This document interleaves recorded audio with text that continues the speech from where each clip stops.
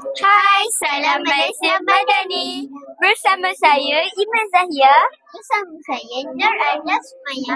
Kru TV PNS Bisa Channel.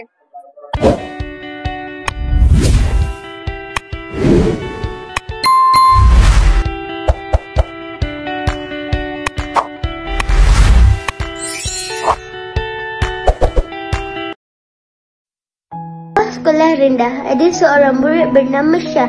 Dia sangat terkenal tapi bukan kerana kebaikan, tapi kerana dia suka membuat bising, suka potong barisan dan tidak menghormati guru serta rakannya.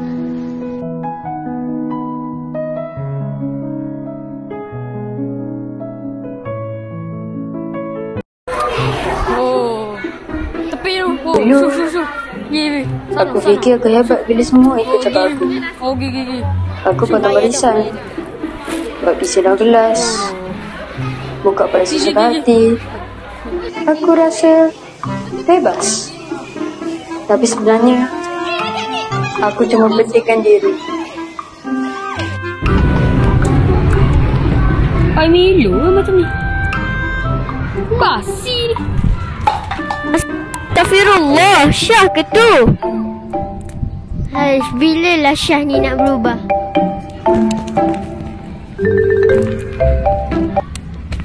Okey, hari ini kita akan belajar tajuk adab. Kita tengok ke depan. Kawan-kawan aku sabar. Okey, tajuk adab. Cikgu pun tak pernah marah kasar. Tapi aku Siapa yang tetap tahu tak peduli. apa itu adab? Ada?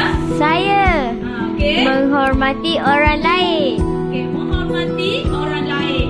Okey, saya nak dengar satu lagi dari murid lelaki. Saya Siapa? Oh, saya. menghormati orang tua, Ustazah. Okey, betul. Menghormati Orang tua. Okey, tengok pada syaraya semua murid. Itu adab yang baik ke? Tidak. Bukan adab yang baik. Aku nak guna air tu tadi aku lah.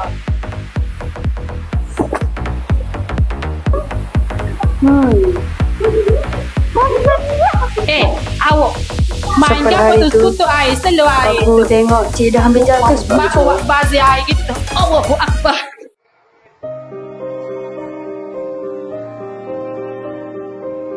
aku buat orang lain susah. Dan aku mula nampak siapa aku sebenarnya.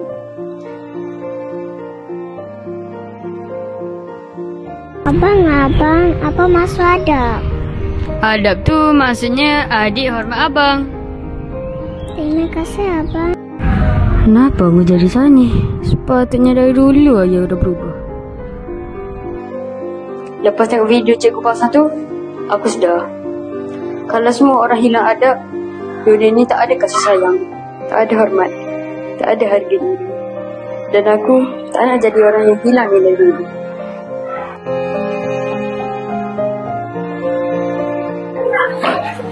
Siapa tu? Lah, Syah dah berubah dah sekarang. Hari ini, aku nak berubah. Aku nak jadi murid yang hormat guru, bantu kawan dan jaga adab. Sebab aku dah faham, adab bukan sekadar untuk orang lain, tapi untuk cermin siapa diri aku sebenarnya.